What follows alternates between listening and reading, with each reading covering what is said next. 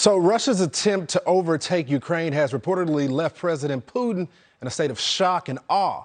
Senior defense officials stated the leader of the Kremlin has been utterly shocked at the slow pace of the invasion and is in awe at the powerful resistance of his forces have faced. In recent days, we have watched as proud Ukrainians have stood in front of tanks, putting their lives on the line to block the Russian advance to Kyiv.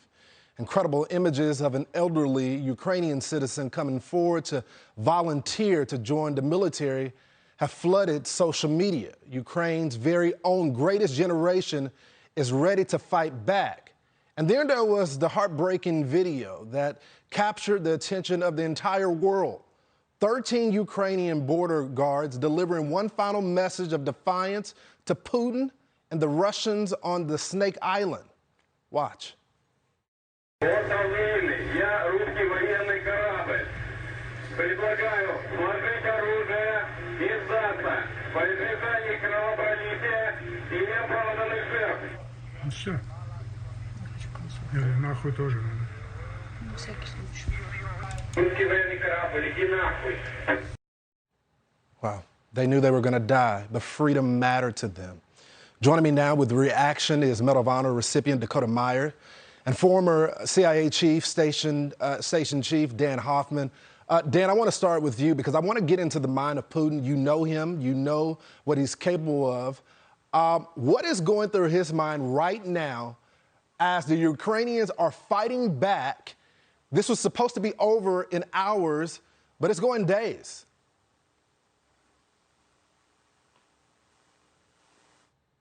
World through the twisted eyes of Vladimir Putin. And, you know, his formative experience was serving in the KGB as an intelligence officer. You know, he never served in the military, but intelligence was his business. And intelligence would have been key to him in determining Ukraine's capacity and will to fight. And Russia has overstretched. It reminds me of General Secretary Brezhnev in the last couple of years of his life.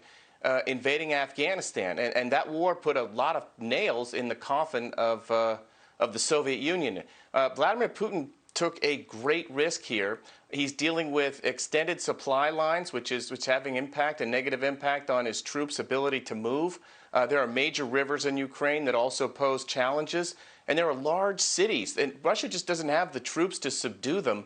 And Ukraine, as you've highlighted, led by their President Zelensky, bravely demonstrating how committed they are, fighting for their freedom and their independence.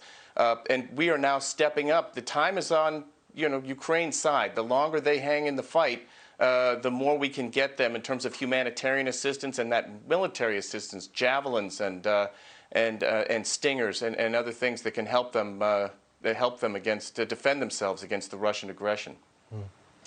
Dakota, you have served this country honorably. We thank you for your service. So my question for you is, and they never ask the men and women that are on the ground, what should be the position of the United States? I mean, look, I'll say first off, I don't see, we don't need to get involved with boots on the ground. I mean, all that's going to do is start World War III. I mean, I think we imply these sanctions that we have, and I think that if we can support and, draw the line in the sand on Putin and let him know that, if you start getting in NATO countries, then all bets are off. But, I think right now we're doing what we can to support them. I think we could always do more by helping them with ammunition and supplies. And look, I mean, they're holding their own right now. I mean, time, like he just said, time is on their side. And I mean, I think you can't underestimate the complexity of urban warfare, of fighting people on the streets. I mean, we've seen that when we went into Fallujah and the many battles that we had over in Iraq, Afghanistan. So, I mean, I think that Putin has overstretched himself. And, it's just really, this is going to come down to how far will Putin take this to win? What cost will he win at? Dan, what's Putin's next move? Does he start attacking more civilians as we've already started to see? Early on, he wasn't doing that, but the battle isn't going the way that he planned. So what's his next move? Well, I think that it's not just Vladimir Putin's next move, it's his own military. We've seen in Russian history how World War I, in the wake of World War I, the Tsarist Empire collapsed. At what point do Russian military attacking innocent civilians in Ukraine, their residential neighborhoods, their hospitals, the bridges, at what point does the military start to question their leadership? And that may be happening in Moscow right now among some of the elites in Putin's inner circle who may just decide that Vladimir Putin doesn't quite deserve to be their commander any longer. I think that's the thing that I think we've got to be looking for. We've seen, again in history, 1991, the KGB coup against General Secretary Gorbachev. The elites sometimes are all too willing if they feel like their own interests are at risk. And Putin is putting the Russian state at risk. They are spilling an inordinate amount of blood and treasure in Ukraine right now. And for what? He could have walked away with Donbass without firing a shot and ensured Ukraine would never join NATO. But instead, this humanitarian catastrophe that he's causing.